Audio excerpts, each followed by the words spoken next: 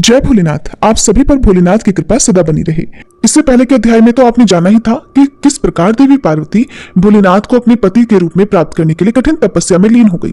तब भोलेनाथ उनकी तपस्या की परीक्षा लेने के लिए एक ब्राह्मण का रूप धरकर उनके पास आए और उन्होंने जो कुछ भी किया, इसके बाद जो कुछ भी घटित हुआ, उसका वृतांत अब आप सभी सुनिए। प्लीज दोस्तों वीडियो को लाइक करें, शेयर करें एंड सब्सक्राइब करें। ब्राह्मण रूपधारी भगवान शिव देवी पार्वती से कहने लगे कि आप भगवान शिव को पति रूप में प्राप्त करने की इच्छा छोड़ दीजिए, क्योंकि एक तो भगवान शिव देखने में बड़े डरावने हैं, ऊपर से औघड़दानी है, हमेशा पर्वतों में भ्रमण करते रहते हैं और आपके लिए भगवान शिव के साथ रहना बड़ा मुश्किल होगा। भगवान शिव एक ब्राह्मण का रूप धारण कर देवी पार्वती के आश्रम में गए और वहां पहुंचने पर जब उन्होंने देवी पार्वती से उनकी तपस्या करने का कारण पूछा तो देवी ने अपनी सखी विजया से सब कुछ कहलवाया। किंतु भगवान शिव जो कि ब्राह्मण के वेश में थे, उन्होंने देवी के मुंह से ही सब कुछ वृतांत जानने की इच्छा प्रकट की। तब देवी पार्वती अपने मुंह से इस प्रकार कहने लगी, उसका वृतांत अब आगे सुनिए। देवी पार्वती कहने लगी, हे जटाधारी विप्रवर, मेरा सारा वृतांत सुनिए। मेरी सखी ने जो कुछ कहा है वह ज्यों का त्यों सत्य है, उसमें असत्य कुछ भी नहीं। मैं मन, वाणी और क्रिया द्वारा सत्य ही कहती हूँ, असत्य नहीं कह सकती। मैंने साक्षात पति भाव से भगवान शंकर का ही वर्ण किया है। यद्यपि ये जानती हूँ वह दुर्लभ वस्तु भला मुझे कैसे प्राप्त हो सकती है, फिर भी मन की उत्कंठा से विवश होकर मैं ये तपस्या कर रही हूँ। ब्राह्मण से ऐसी बात कहकर पार्वती देवी उस समय मौन हो गई।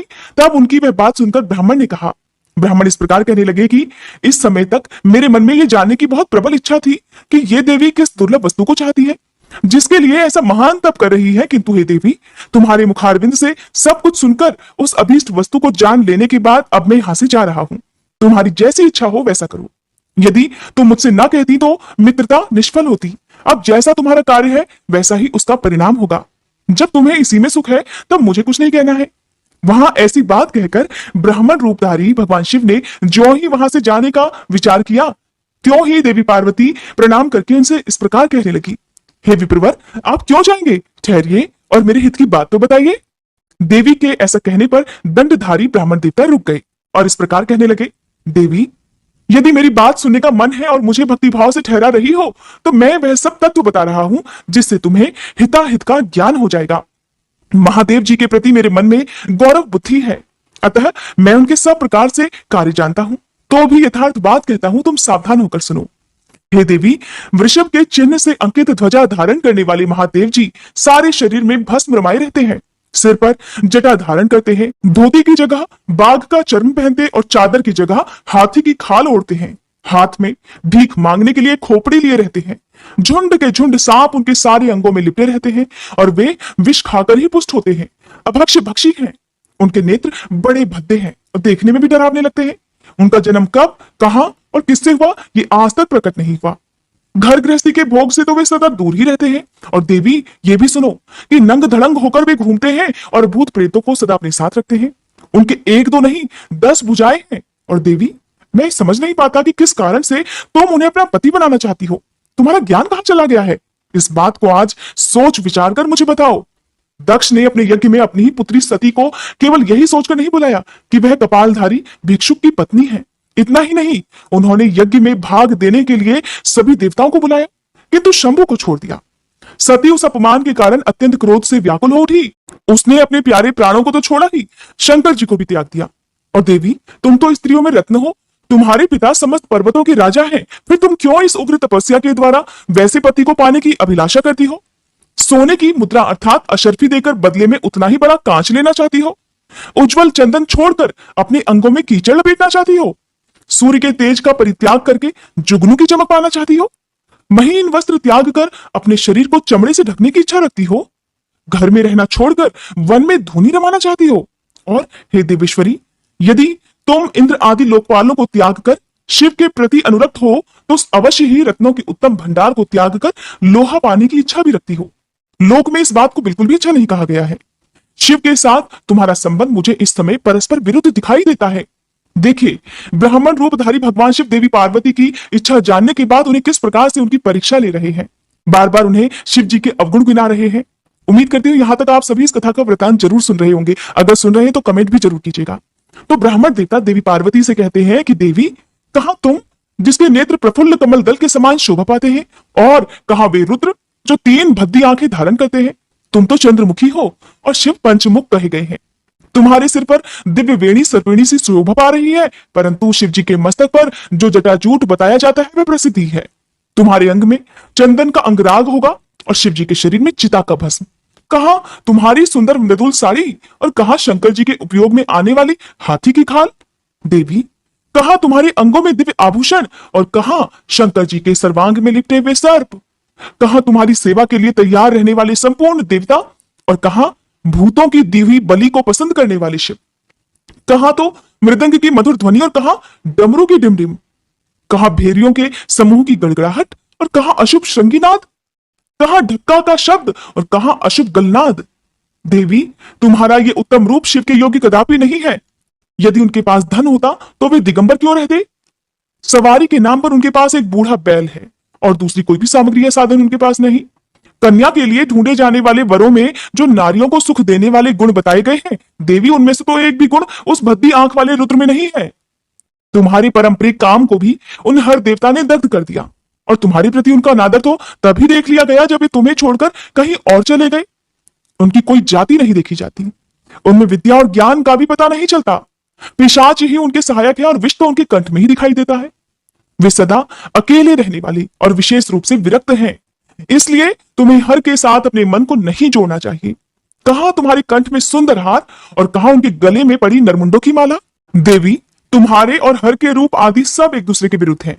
फिर मुझे तो ये संबंध कहीं से कहीं तक नहीं रुच रहा। फिर तुम्हारी जैसी इच्छा हो वैसा करो।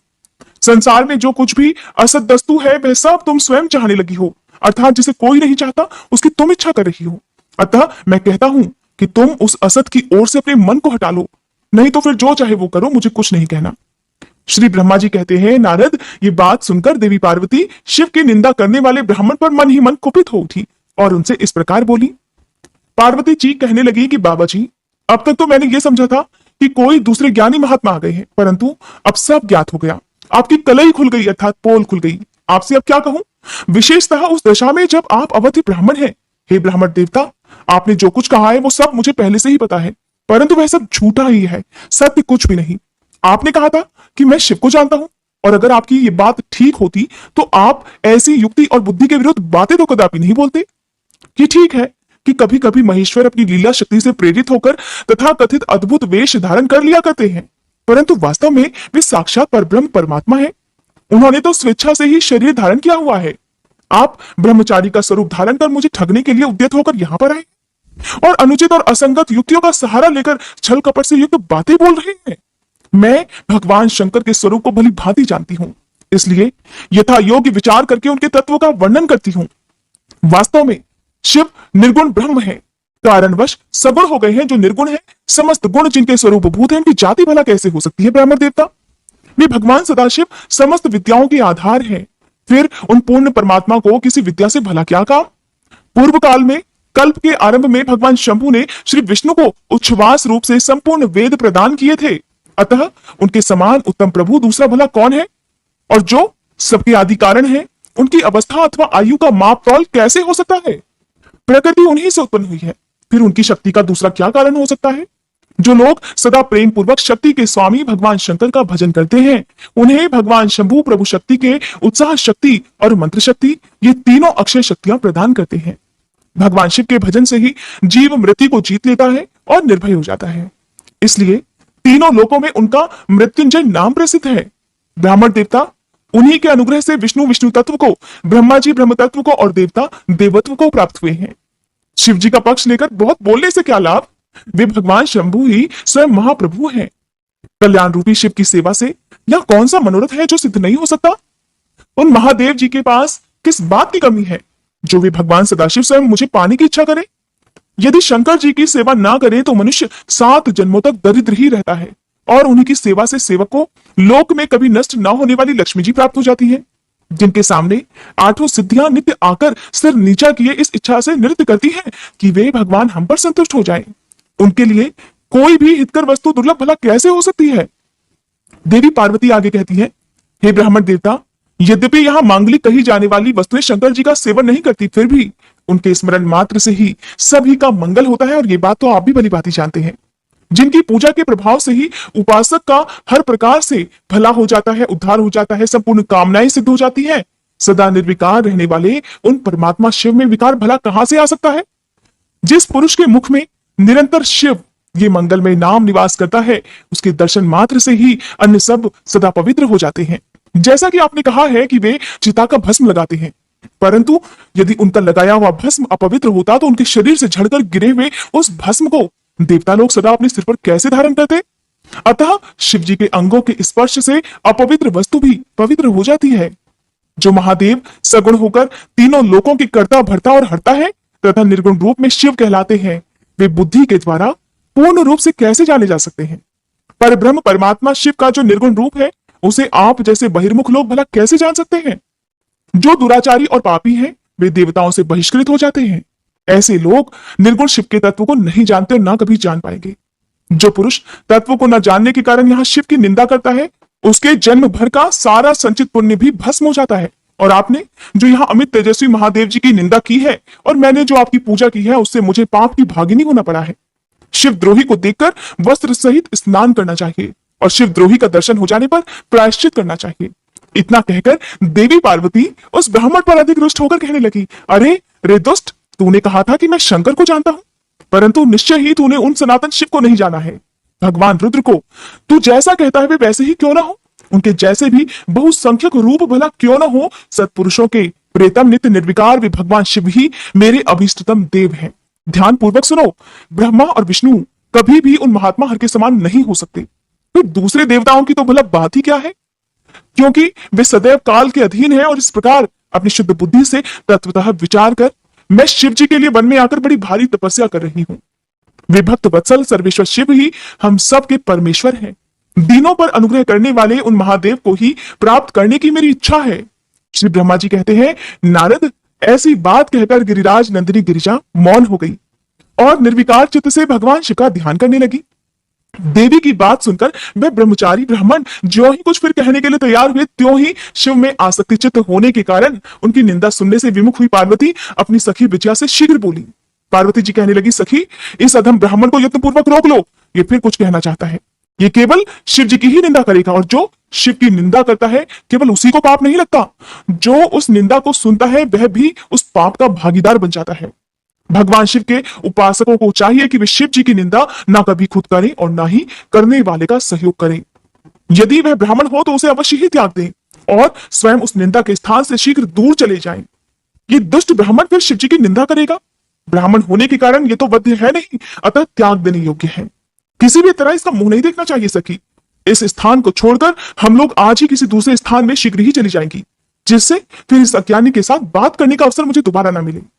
श्री ब्रह्मा जी कहते हैं, नारद, ऐसा कहकर उमा ने जैसे ही अन्यत्र जाने के लिए अपना पैर उठाया, त्यों ही भगवान शिव ने अपने साक्षात स्वरूप से प्रकट होकर प्रिया पार्वती का हाथ पकड़ लिया। प्रभु की कैसी अद्भुत लीला है। अपनी अपनी आंखें बंद कर कृपया इस दृश्य को अपने मन की आंखों से देखने की कोशिश करें। जब जैसे ही तैयार हुई उमा का हाथ भगवान रुद्र ने पकड़ा, तब उनके स्वरूप का जिस प्रकार से शिवा ध्यान करती थी, वैसा ही सुंदर रूप धारण करके भगवान शिव ने उन्हें दर्शन दिए। देवी पार्वती ने लज्जावश ये सब देखकर अपना मुंह नीचे की ओर कर लिया। तब भगवान शिव उनसे बोले, प्रिय, बताओ मुझे छोड़कर कहां जाओगी? अब मैं फिर कभी तुम्हारा त्याग नहीं करूंगा। मैं प्रसन्न हूं, वर मांगो देवी, मुझे तुम्हारे लिए कुछ भी अधेय नहीं है। हे देवी, आज से मैं तपस्या के लिए मोल खरीदा हुआ तुम्हारा दास हो गया हूं। तुम्हारा सौंदर्य भी अब मेरे मन को मोहने लगा है। अब तुम्हारे बिना मुझे एक क्षण भी एक युग के समान जान पड़ता है। देवी, अब लज्जा छोड़ो, तुम तो मेरी सनातन पत्नी हो। हे गिरिराज नंदिनी, हे महेश्वरी, मैंने जो कुछ कहा है उस पर श्रेष्ठ बुद्धि से विचार करो। सुस्थिर चित्त वाली पार्वती, मैंने नाना प्रकार से तुम्हारी बारंबार परीक्षा ली है। लोक लीला का अनुसरण करने वाले मुझ स्वजन के अपराध को क्षमा कर दो देवी। तीनों लोकों में तुम्हारी जैसी अनुरागिणी मुझे दूसरी कोई नहीं दिखाई देती। मैं सर्वथा तुम्हारे अधीन हूँ। तुम्हारी इच्छा पूर्ण हो। प्रिय, मेरे पास आओ। तुम मेरी पत्नी हो और मैं तुम्हारा वर हूँ। तुम्हारे साथ मैं शीघ्र ही अपने निवास स्थान उत्तम पर्वत कैलाश को चलूंगा। श्री ब्रह्मा जी कहते हैं, देवाधिदेव महादेव जी के ऐसा कहने पर पार्वती देवी आनंद मग्न हो उठी। उनका तपस्या जनित पहले का सारा कष्ट मिट गया। हे मुनिश्रेष्ठ, सती साध्वी पार्वती जी की सारी थकावट दूर हो गई, क्योंकि परिश्रम फल जो प्राप्त हो गया था। और परिश्रम फल प्राप्त हो जाने पर प्राणी का पहले वाला सारा श्रम नष्ट हो जाता है। श्री ब्रह्मा जी कहते हैं, नारद, परमात्मा हर की ये बात सुनकर और उनके आनंददायी रूप का दर्शन पाकर पार्वती को बड़ा हर्ष हुआ। उनका मुख प्रसन्नता से खिल उठा। वे बहुत सुख का अनुभव करने लगी। फिर उन महासाध्वी शिवा ने अपने पास ही खड़े हुए भगवान शिव से कहा, देवेश्वर, आप मेरे स्वामी हैं। हे प्रभु, पूर्व काल में आपने जिसके लिए हर्षपूर्वक दक्ष के यज्ञ का विनाश किया था, उसे क्यों भुला दिया था? वे ही आप हैं और वही मैं हूं। हे देव देवेश्वर, इस समय मैं तारकासुर से दुख पाने वाले देवताओं के कार्य की सिद्धि के लिए रानी मैना के गर्भ से उत्पन्न हुई हूं। देवेश, यदि आप प्रसन्न हैं और यदि मुझ पर कृपा करते हैं तो मेरे पति हो जाइए। ईशान, हे प्रभु, मेरी ये बात मान लीजिए। आपकी आज्ञा लेकर मैं पिता के घर जाती हूं। अब आप अपने विवाह रूप परम उत्तम विशुद्ध यश को सर्वत्र विख्यात कीजिए। हे नाथ, हे प्रभु, आप तो लीलाएं करने में कुशल हैं। अतः मेरे पिता हिमवान के पास चलिए और याचक बनकर उनसे मेरे लिए याचना कीजिए। लोक में मेरे पिता के यश को फैलाते हुए आपको ऐसा ही करना चाहिए। इस तरह आप मेरे संपूर्ण गृहस्थाश्रम को सफल बनाइए। जब आप प्रसन्नता पूर्वक ऋषियों से मेरे पिता को सब बातों की जानकारी कराएंगे, तब मेरे पिता अपने भाई बंधुओं के साथ आपकी आज्ञा का पालन करेंगे और इसमें कोई संदेह नहीं है प्रभु। जब मैं पहले प्रजापति दक्ष की कन्या थी और मेरे पिता ने आपके हाथ में मेरा हाथ दिया था, उस समय आपने शास्त्रोक्त विधि से विवाह का कार्य पूरा नहीं किया। अतः उस विवाह में ग्रह पूजन विषय की बड़ी भारी त्रुटि रह गई थी। इसलिए प्रभु, हे महादेव, अब की बार देवताओं के कार्य की सिद्धि के लिए आप शास्त्रोक्त विधि से विवाह कार्य का संपादन कीजिए। विवाह की जैसी रीति है उसका पालन आपको अवश्य करना चाहिए। मेरे पिता हिमवान को यह अच्छी तरह ज्ञात हो जाना चाहिए कि मेरी पुत्री ने शुभ कारक तपस्या की है। देवी पार्वती की ऐसी बात सुनकर भगवान सदाशिव बड़े प्रसन्न हुए और उनसे हंसते हुए बड़े प्रेम पूर्वक कहने लगे। भगवान शिव ने कहा, हे देवी, हे महेश्वरी, मेरी ये उत्तम बात सुनो। ये उचित, मंगलकारक और निर्दोष है। इसे सुनकर ठीक वैसा ही करो। हे वरानने, ब्रह्मा आदि जितने भी प्राणी हैं वे सब अनित्य हैं। भामिनी, ये सब जो कुछ दिखाई देता है इसे नश्वर समझो। मैं निर्गुण परमात्मा ही गुणों से युक्त हो एक से अनेक हो गया हूं। जो अपने प्रकाश से प्रकाशित होता है वही परमात्मा मैं दूसरे के प्रकाश से प्रकाशित होने वाला हो गया। देवी, मैं स्वतंत्र हूं, परंतु तुमने मुझे परतंत्र बना दिया। समस्त कर्मों को करने वाली प्रकृति और महामाया तुम ही हो। ये संपूर्ण जगत महामय ही रचा गया है। मुझ सर्वात्मा परमात्मा ने अपनी उत्तम बुद्धि के द्वारा इसे धारण मात्र कर रखा है। सर्वत्र परमात्मा भाव रखने वाले सर्वात्मा पुण्यवानों ने इसे अपने भीतर सींचा है और ये तीनों गुणों से आविष्टित है। हे देवी, हे वरवर्णिनी, कौन मुख्य ग्रह है, कौन से ऋतु समूह है अथवा कौन दूसरे दूसरे उपग्रह हैं? इस समय तुमने शिव के लिए क्या कहा है? किस कर्तव्य का विधान किया है? गुण और कार्य के भेद से हम दोनों ने इस जगत में भक्त वत्सलता के कारण भक्तों को सुख देने के हेतु अवतार ग्रहण किया है। तुम ही रजः सत्व तमोमयी अर्थात त्रिगुणात्मिका सूक्ष्म प्रकृति हो, सदा व्यापार कुशल सगुणा और निर्गुणा भी हो। सुमध्य में मैं यहाँ संपूर्ण भूतों का आत्मा, निर्विकार और निरीह हूं। भक्त की इच्छा से मैंने शरीर धारण किया है। हे शैलजे, मैं तुम्हारे पिता हिमालय के पास नहीं जा सकता तथा भिक्षुक होकर किसी तरह तुम्हारी उनसे याचना भी नहीं कर सकता। हे गिरिराज नंदिनी, महान गुणों से अत्यंत गौरवशाली महात्मा पुरुष भी अपने मुंह से देही अर्थात दो ये बात निकालने पर तत्काल लघुता को प्राप्त हो जाता है। हे कल्याणी, ऐसा जानकर हमारे लिए क्या कहती हो? भद्रे, तुम्हारी आज्ञा से ही मुझे अब सब कुछ करना है, अतः जैसी तुम्हारी इच्छा हो वैसा करो। महादेव जी के ऐसा कहने पर भी सती साध्वी कमललोचना महादेवी शिवा ने उन भगवान शंकर को बारंबार भक्तिभाव से प्रणाम करके कहा और उन्होंने जो कुछ भी कहा उसका वृतांत भी आप अगले इससे आगे की कथा अगले भाग में सुनिएगा। भाग नंबर 18 आज शाम को 4 बजे अपलोड हो जाएगा और वीडियो सपोर्ट करना, लाइक, शेयर और सब्सक्राइब करना मेरे प्यारे दोस्तों।